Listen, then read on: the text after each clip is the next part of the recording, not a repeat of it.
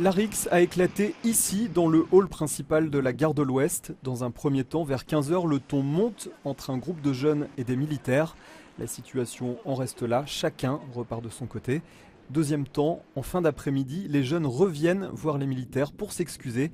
Mais c'est à ce moment que les violences éclatent. Il y a un autre groupe de jeunes qui a vu la discussion entre les militaires et les jeunes, donc qui était très positif, et ça ne les a pas plu. Donc ils ont commencé à se bagarrer entre eux, ces deux groupes de jeunes. Et ensuite il y a les militaires qui sont intervenus pour séparer les deux parties, parce qu'il y avait des coups qui étaient donnés et tout. Ils ont également appelé la police en renfort.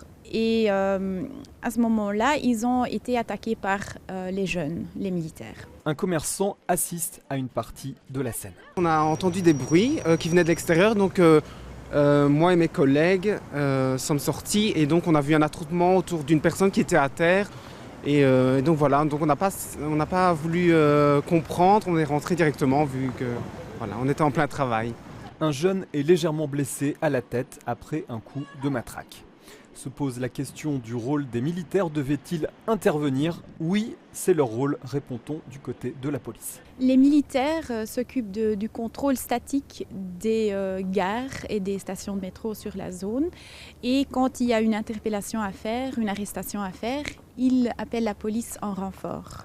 D'après des témoignages d'usagers de la gare de l'Ouest, les violences et les mauvais comportements sont ici monnaie courante.